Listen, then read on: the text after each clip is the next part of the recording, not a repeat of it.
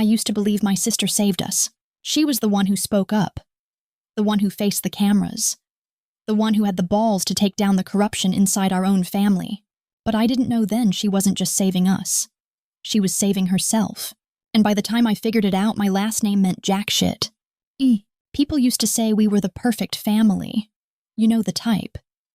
Big white house on the hill that looked like it belonged in some fancy magazine. Manicured lawns that probably cost more to maintain than most people's yearly salary. Black SUVs lined up in the circular driveway like we were running the damn Pentagon. My father's name was in the Wall Street Journal every other week. Business mogul, they called him. Visionary entrepreneur.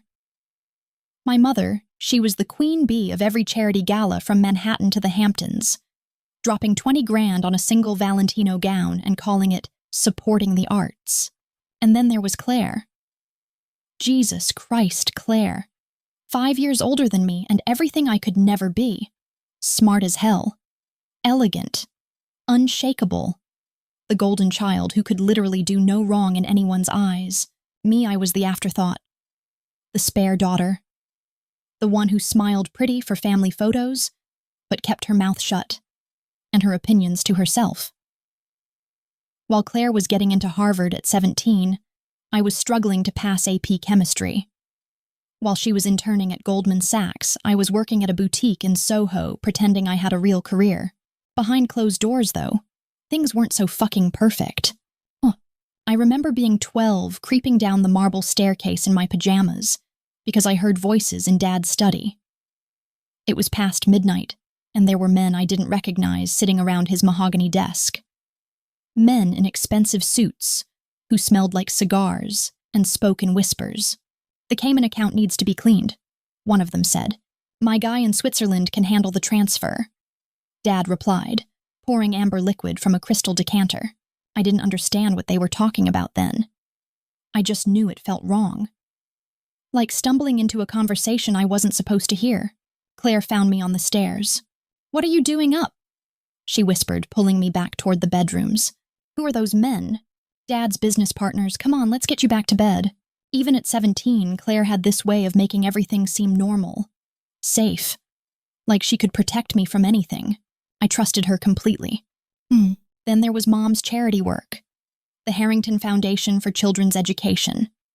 Sounded noble as hell, right? I was 14 when I started noticing things. Like how the foundation's annual gala raised $2 million, but only $300,000 actually went to schools. The rest, administrative costs. Mom would say with that perfect smile of hers, I asked Claire about it once. We were getting ready for some boring family dinner, and I was sitting on her bed, watching her apply makeup with surgical precision. Don't you think it's weird, I said, about Mom's charity? Claire paused her mascara wand halfway to her lashes. What do you mean? The money, where it goes. She turned to face me, and for just a second I saw something flicker across her face. Something that looked almost like pity. You're too young to understand how these things work, she said finally. Charity is complicated. There are overhead costs, operational expenses. It's not as simple as just handing out cash. But I could tell she was lying. Claire had to tell she touched her pearl necklace when she wasn't being completely honest. She was touching it now. Besides, she continued, turning back to the mirror. We do more good than most families. At least Mom tries to help. I wanted to believe her. God, I wanted to believe that my perfect sister would never lie to me. The cracks started showing when I turned 18. I was home from my freshman year at NYU, not Harvard, like Claire, obviously, when I overheard a phone call that changed everything. Dad was in his study door, cracked open. His voice was tense, angry. I don't give a damn what the auditors found, he was saying. You clean this up or we're all going down.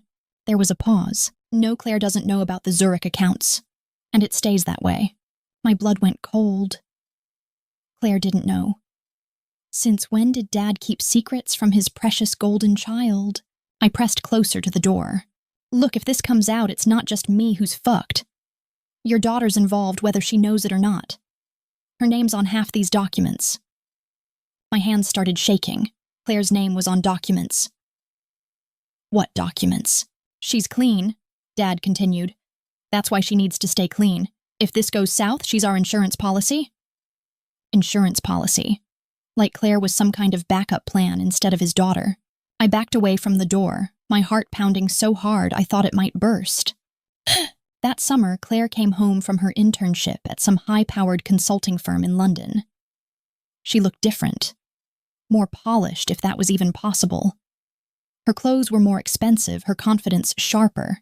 We were sitting by the pool one afternoon, and I decided to test the waters. Dad seems stressed lately, I said, trying to sound casual. Claire didn't look up from her magazine. Some financial publication I'd never heard of. Business is always stressful, she said. That's why you need to be smart about it. What do you mean? Now she did look at me, her sunglasses reflecting my worried face back at myself. I mean, you can't just coast on the family name forever. You have to make your own way. But we're Harringtons. Doesn't that count for something? Claire was quiet for a long moment. Then she said something that should have been a warning. Names can be destroyed overnight. Money can disappear. The only thing that matters is what you build for yourself.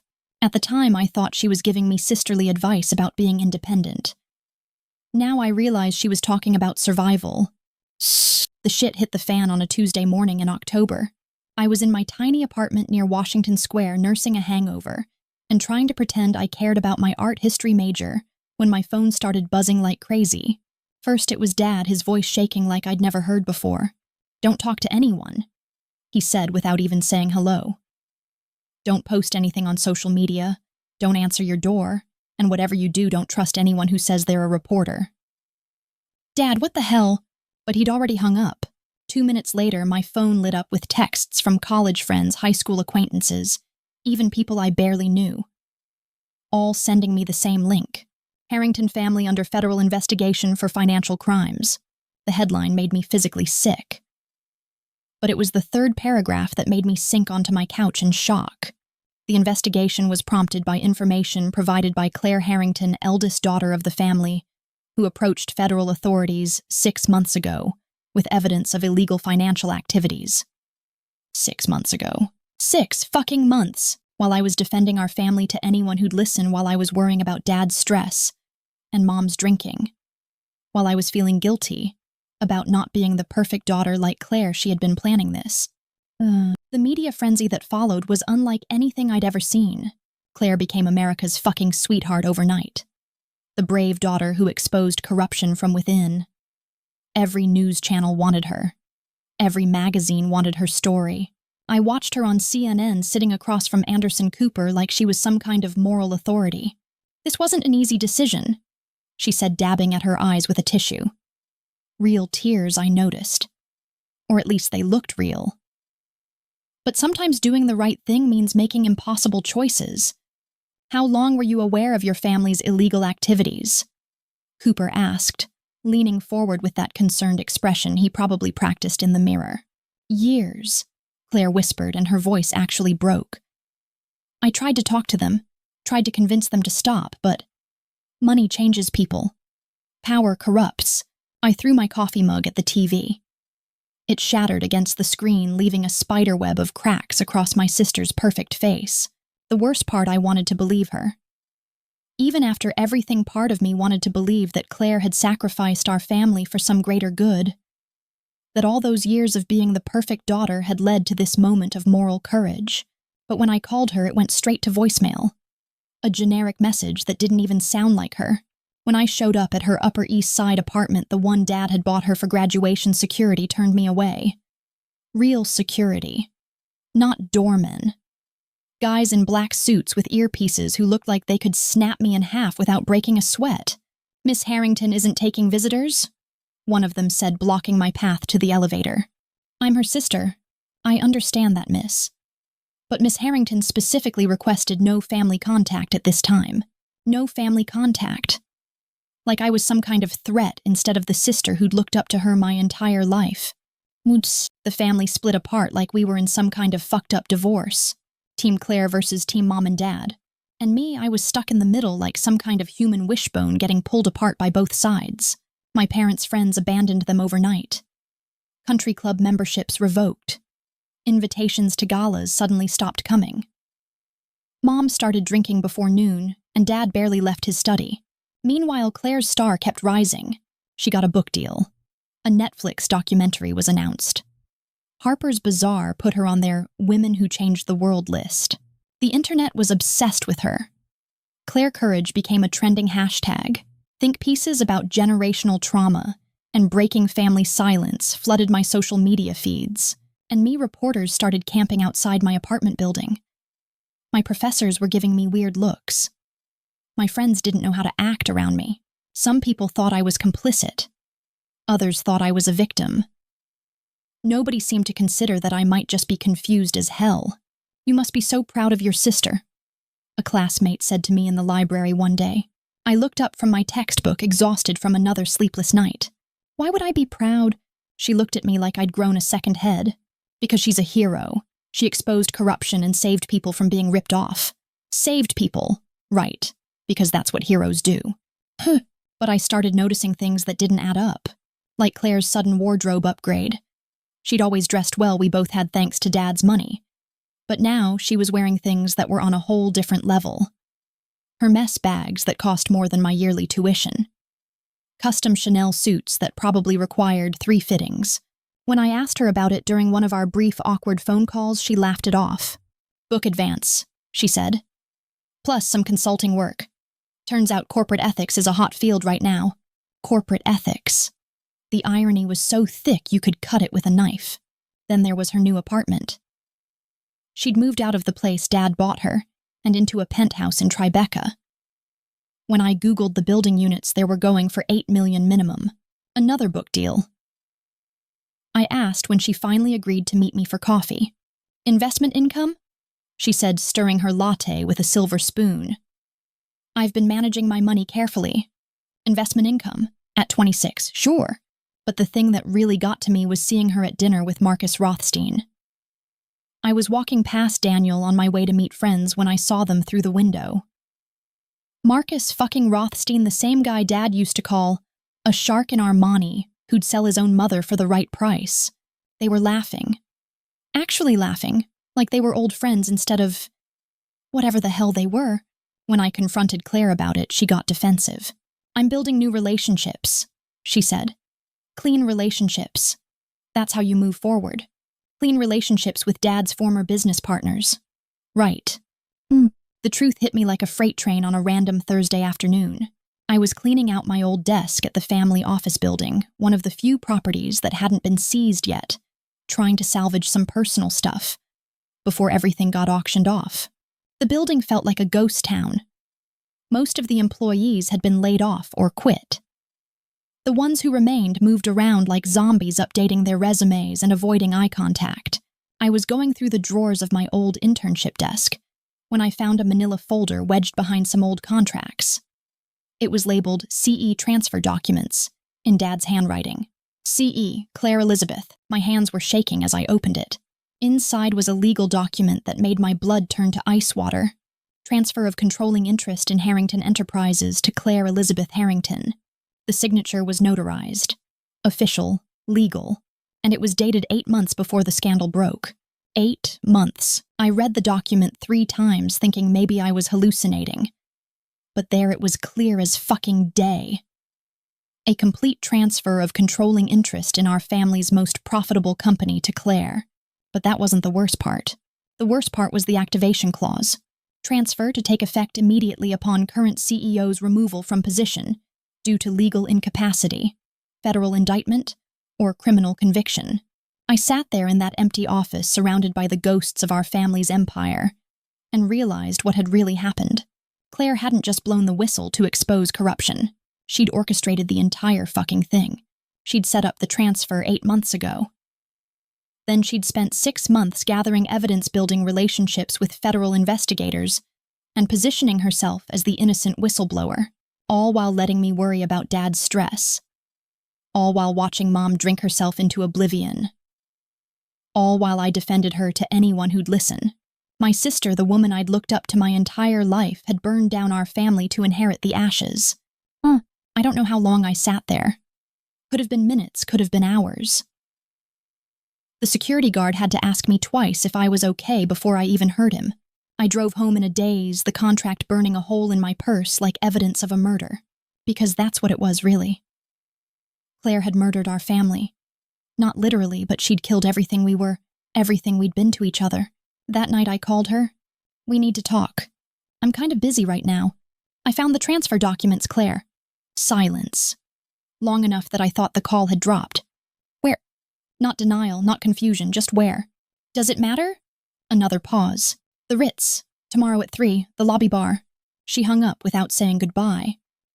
She was already there when I arrived, sitting in a corner booth like she owned the fucking place. Which, knowing Claire and her new fortune, she probably did. She looked incredible. Of course she did. Hair perfectly styled, makeup flawless, wearing a cream-colored suit that probably cost more than my car. She looked like success, like victory. I wanted to throw my drink in her face. Instead, I slid the contract across the table without saying a word. Claire glanced at it, then back at me. Her expression didn't change. Not even a flicker. You want to order something? She asked, like we were discussing weekend plans. Are you fucking kidding me right now?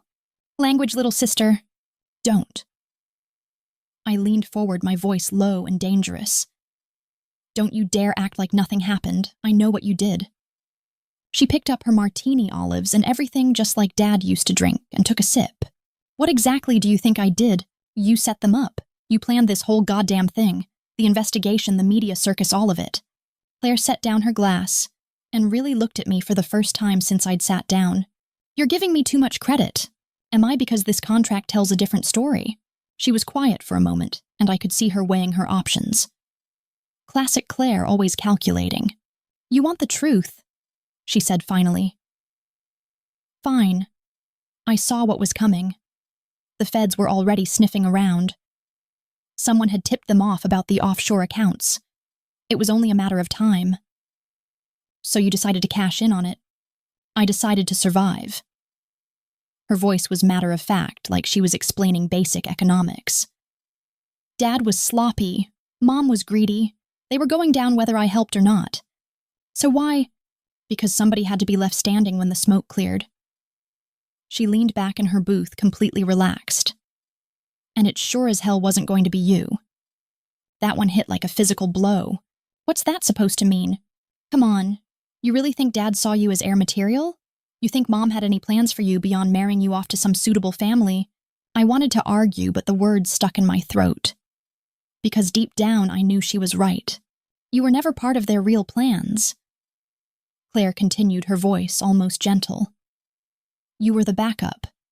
The spare daughter. The one who'd smile pretty at charity events and never ask uncomfortable questions. And I was supposed to be the perfect successor. Take over the business, marry well, produce the next generation of Harringtons. She laughed, but there was no humor in it. Funny thing is, I actually wanted that. For a while. What changed? Claire was quiet for a long moment, staring into her martini like it held answers to questions I couldn't even imagine. Do you remember when I was 22? That summer I spent in Switzerland. I nodded. She'd called it a cultural immersion program. Very Claire. I wasn't studying culture. I was learning about the family business. The real business. My stomach dropped. Dad wanted me to understand how everything worked. The shell companies, the offshore accounts, the payments to officials who looked the other way. She met my eyes. He wanted me to be complicit. Were you? For about 5 minutes. She touched her pearl necklace, the tell I'd noticed years ago. Until I realized what it would cost me. What do you mean? Everything, little sister. It would have cost me everything. My reputation, my freedom, my future. All so I could inherit a criminal empire that was already falling apart. I stared at her, trying to process what she was telling me. So you decided to tear it down instead? I decided to save what could be saved. She reached into her purse and pulled out a business card. Including you. The card was thick, expensive. Harrington Holdings, LLC, Claire E. Harrington, CEO. Below that, Director of Operations, with my name printed in elegant font. What is this? Your future, if you want it. I looked up at her, searching her face for any sign of the sister I used to know. You're offering me a job after destroying our family. I'm offering you a choice. Claire leaned forward. You can keep playing the victim, wondering what might have been. Or you can help me build something new, something clean. Built on what the ruins of our parents' lives, built on the parts of our legacy worth saving. Her voice was steady, confident. The legitimate businesses, the real assets, the relationships that actually matter. I picked up the business card, my hands trembling slightly. And Mom and Dad, we'll be fine. Dad's got the best lawyers money can buy, and Mom... Claire shrugged. Mom will probably end up with a suspended sentence and community service. Rich white ladies don't go to real prison. You've got it all figured out, don't you? That's what I do. I figure things out. I solve problems, I survive. She stood up, leaving a crisp $50 bill on the table. Think about it, she said. Family is family, right? That was 6 months ago. The trial ended last month. Dad got 15 years. Mom got 5 suspended to 2 with community service. Just like Claire predicted. Claire's book hit the New York Times bestseller list. The Netflix documentary won some award I'd never heard of. She's been invited to speak at conferences about corporate ethics and family loyalty. The irony is so thick it's practically choking me. I kept the business card, not because I was considering her offer. Well, not exactly. See, I've been doing some research of my own, and it turns out my perfect sister wasn't quite as careful as she thought. Remember that summer she spent in Switzerland learning about the family business?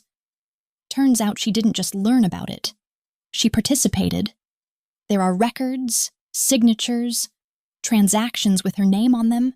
Claire might have positioned herself as the innocent whistleblower, but she was dirty too. Just smarter about covering her tracks. And unlike my sister, I've learned patience. I've also learned something else she taught me, probably without meaning, to how to play the long game. Claire thinks she won. She thinks she outsmarted everyone and came out on top. She's sitting pretty in her Tribeca penthouse running her clean new company, giving interviews about moral courage. But she forgot something important. She's not the only one who knows how to gather evidence. My phone's been ringing lately. Reporters wanting to know my side of the story. Publishers interested in the sister's perspective. A documentary filmmaker who thinks there's more to the story than Claire's version. I haven't said yes yet, but I will, when the timing's right. When Claire's feeling secure. When she stopped looking over her shoulder and started believing her own press. That's when I'll remind her of something she seems to have forgotten. In our family, there's always another player in the game. And the golden child isn't the only one who learned how to win. Claire taught me that names can be destroyed overnight. That money can disappear. That the only thing that matters is what you build for yourself. She just didn't realize she was teaching her biggest threat. But she will.